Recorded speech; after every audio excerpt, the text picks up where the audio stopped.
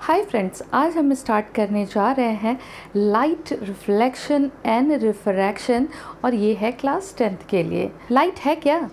Light एक form of energy है जिसकी वजह से हम देख पाते हैं। So light is a form of energy that enable us to see. अब luminous object and non luminous object के बारे में आपने सुना ही होगा, छोटे क्लासेस में हमने ये पढ़ा भी है। सो चलिए रिकॉल करते हैं इसको।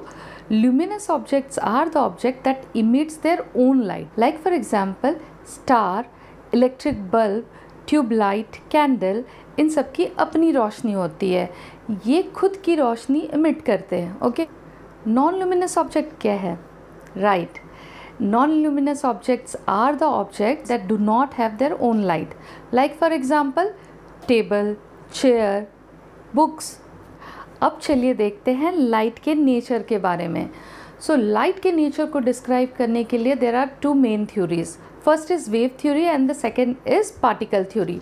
According to wave theory, light consists of electromagnetic waves which do not require material medium for its propagation. तभी तो लाइट वैक्यूम में भी ट्रैवल कर लेता है। सूरज की रोशनी है वो हम तक पहुंचती है, बीच में वैक्यूम है तो वहाँ से भी होकर के लाइट ट्रैवल कर सकता है। Okay, particle theory. ना according to particle theory, light is composed of particle which travels in a straight line and at a very high speed. अब देख लेते हैं रिफ्लेक्शन ऑफ लाइट क्या होता है। ये हमने डे टू डे लाइफ में देखा हुआ है कि रिफ्लेक्शन कैसे होता है, पहले पढ़े भी हम लोग, बट एक बार हम लोग इसको रिकॉल कर लेते हैं। सो रिफ्लेक्शन क्या होता है? बाउंसिंग बैक ऑफ लाइट, इसी को ही हम लोग क्या कहते हैं? Reflection of light. The process of sending back of light rays which falls on the surface of an object is called reflection of light. अब कोई अगर ऑब्जेक्ट है जिसका सरफेस मोर पॉलिश्ड है और शाइनी है तो क्या होगा? उसमें रिफ्लेक्शन ज़्यादा होगा, और जो सरफेसेस डल हैं उसमें रिफ्लेक्शन ऑब्वियसली क्या होगा? कम होगा। Now let us recall the laws of reflection. First law is the angle of incidence is equal to the angle of reflection. यानी कि angle of incidence equal होगा किसके? angle of reflection के। Okay, और दूसरा लॉ क्या कहता है? दूसरा लॉ है the incident ray, reflected ray and the normal lies on the same plane. यानी कि अगर हम ले incident ray को, normal को और रिफ्लेक्टेड रे को, ये एक ही प्लेन में होंगे। ओके, अब एक बहुत ही इम्पॉर्टेंट बात है, जैसे मान लो कि अगर एंगल ऑफ इंसिडेंट 30 डिग्री का है तो एंगल ऑफ रिफ्लेक्शन भी 30 डिग्री का होगा, और अगर एंगल ऑफ इंसिडेंट 45 डिग्री का है तो एंगल ऑफ रिफ्लेक्शन क्या होगा? 45 डिग्री होगा। यही लॉ ऑफ रिफ्लेक्शन है।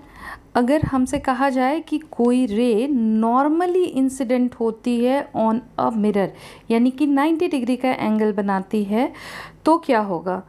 तो रिफ्लेक्टेड रे जो होगी वो सेम पाथ पे जाएगी, यानी कि a ray of light incident normally to the mirror surface is reflected back along the same path.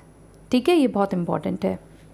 अब देखते हैं regular reflection and diffuse reflection. In regular reflection, parallel incident rays remain parallel even after reflection and go only in one direction.